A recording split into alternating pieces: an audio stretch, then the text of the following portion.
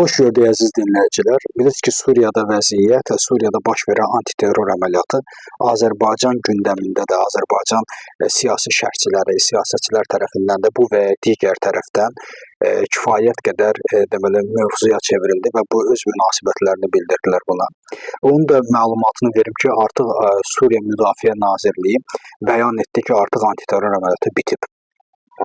İkinci bir məsələ, Azərbaycanda bir neçə mən siyasi şərhçilərin fikirlərinə, mövzularına fikir verdim. Bunlardan biri Xəqani Cəfərli də çox hörmət elədiyim. Bir də Fuad Qəhrəmanlının fikirlərinə baxdım, necə deyək, siyasi analizlərinə baxdım. Müəyyən mənada bir-birlərində ziddiyyət təşkil etsə də mən istəyirəm mən də bu barədə öz fikrimi bildirim. Əvvəla Xəqani Cəfərli fikirlərinə çox hörmətli bəslədiyim bir halda, ümumiyyətlə Xəqani Cəfərli bu təkfirçi zehniyyətə qarşı daha radikal, Türkiyə hakimiyyətinə qarşı daha radikal, onların dini baxışlarına qarşı, fikirlərinə qarşı, istər Ərdoğan siyasətinə qarşı kifayət qədər mənfi münasibəti olan insandır. Mən də müəyyən mənada Türkiyə hökumətinə, Türkiyə hakimiyyətinin, Türkiyə cəmiyyətinin də bu cür dindarlaşmasının qəti surətdə əleyhinəyəm. Çünki bu dindarlaşma deyil, bu yobazlıqdır, türklərin ifadəsi ilə desək. Bu dini firqəçiliyin tam alt yapısıdır, deyərdim. Bu dini firqəçiliyin çox belə, necə deyərlər, radikal formada cəhalət babında olan bir tərəfidir. Mən də bunu tənqid edirəm. HTŞ-nin terrorçu olması barəsində deyir, bəli, biz deyirdik ki, Suriyada bunlar bir-birinə qarışacaqlar, bu da bir terrorçudur. Bu terrorçu əməllərlə şiyələr öldürürlər, filan edirlər, bəsməkan edirlər. Bundan işim yoxdur. Əlbəttə ki, hər kəsin orada bir qruplaşması var. O coğrafiya bu formadadır. Necə ki, IŞİD-i Amerika yaratmışdısa, hər kəsin özünün istifadə etdiyi kanallar və istifadə etdiyi qruplar var. Hərə öz qrupunu götürür və ondan istifadə edir. Və indiyənə qədər də bu uğurlu qruplardan biri də kimdir? Türkiyənin əlində olan istifadə etdiyi HTŞ-dir. Yəni, bu günləri HTŞ-yə qarşı baş verənlər isə sadəcə onu deməyə bizə əsas verir ki, artıq Suriyada Türkiyənin möhkəmlənməsi bir neçə ölkənin artıq xoşuna gəlmir və müdaxilə etməyə başlayırlar. Yəni, biz bunu bilirik, HTŞ-nin nə olduğunu, HTŞ-nin bir əvvəlki terrorçu Əl-Nusra cəbhəsindən çıxdığını bilirik. Yəni, bunları bir-biri ilə qarışdırıb biz Türkiyə hakimiyyətinin tutumunu bəyənmiriksə, onu tənqid ediriksə, bu başqa bir məsələdir.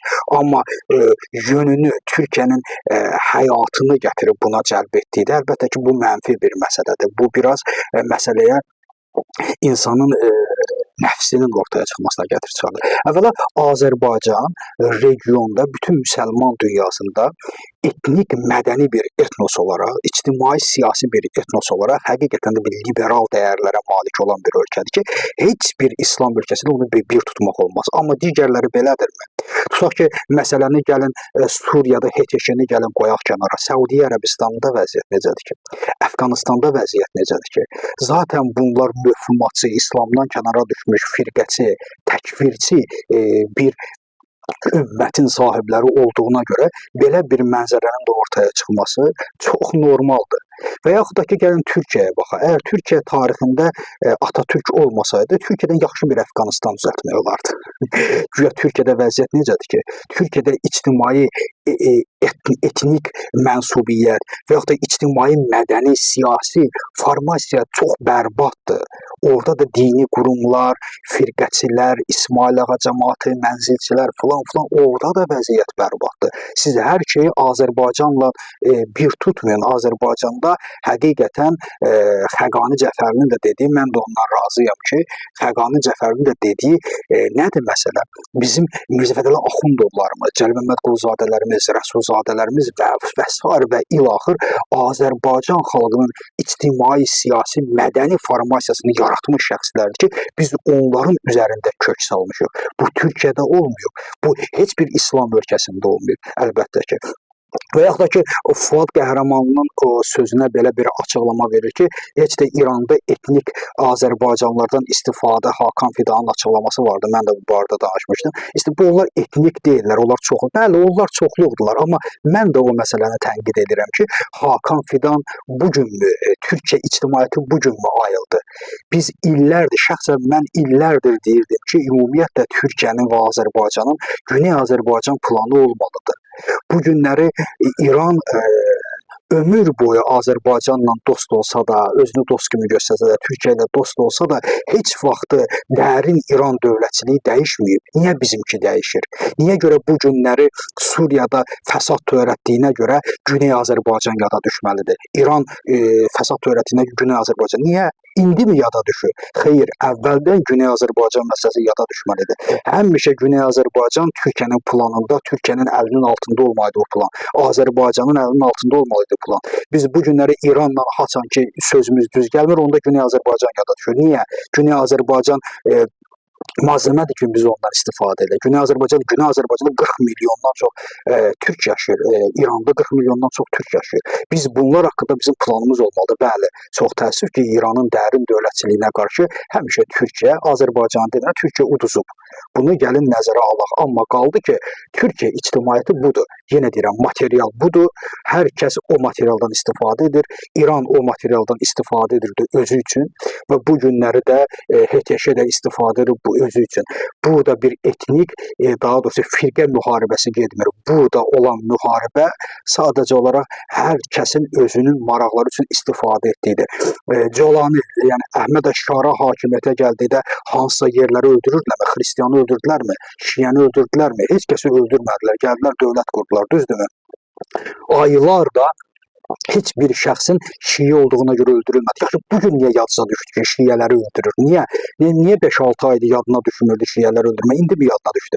Siz bir yerdə qalmadınız, İran oradan sizə əmr etdi. İranın əmri ilə ortaya çıxan İran qruplaşmalarına çox təəssüf ki, İsrailə də bu sərf edir. İsrail və İran bu mənada eyni yerdədirlər. Onların ipinin çəkməsi ilə, Xamneyinin ipinin çəkməsi ilə şiələr ortaya qalxdı və əlbəttə ki, Əhməd Şara da onlar da gəlib bunları susturduqda məsələ olur məzhəb müharibəsi. Xeyr, bu məzhəb müharibəsi Xamneyinin istədiyi bir arzuydu. Bunu o özü istəyirdi. O bilirdi ki, o qalxan ayağa qalxdıqsa bunu edəcəklər. Necə olur ki, Məhsa Amini məsələsində İranda bir xanım başını açdıqda qırğın düşdü. İran orada 400-dən çox insanı öldürdü. Nə oldu? Bəs niyə onda səssiz çıxmadınız? Və onda İran qəddar olmadı. Niyə üsyançıları öldürdü və dedi ki, haqlıyam. 427 insanı terror etdi, astı, amma 600-dən çox insanı isə öldürdülər İranda. Niyə? Deyib, mərkəzi hökumətə qarşı qalxmışsan, haqlıyam. O da haqlıdır da, Əhməd Əşşara da haqlıdır ki, mərkəzi hökumətə qalxan istəyir Ələvi olsun, Şiə olsun, Sünni olsun, nə olur olsun, onu yatıracaq. Bu məsələ Şiə-Sünni məsələsi deyil. Yəni, bu məsələ ikinci dəfədir ki, fikrimi bildirirəm. Minnətdarım, təşəkkürümü bildirirəm. Mən də istəyirdim ki, öz fikirlərimi sizə çatdırım və əsl həqiqəti biləsiniz ki, nə qədər ki, İslam ümməti, İslam dövlətləri bu vəziyyətdədir, hər zaman onların üzərindən firqə müharibəsi gedəcək. Bundan Amerika da istifadə edəcək, İran da, Türkiyə də hər kəs istifadə edəcək. Ona görə deyirəm ki, bir Azərbaycan olaraq biz fərqli olmalıyıq, bizim kökümüz çox güclüdür, yenə deyirəm. Rəsulzadələr, Axundovlar bu kökü qoyub, din etibarilə də biz yalnız və yalnız Allaha sığınmalıyıq və Allahın kitabına sığınmalıyıq. Teymiyələrə, Xamneylərə, başı papaqlara, başı papaqsızlara uymamalıyıq. Onda bizim dinimiz də olmayacaq, dünyamız da olmayacaq, axirətimiz də olmayacaq. Təşəkkür edirəm.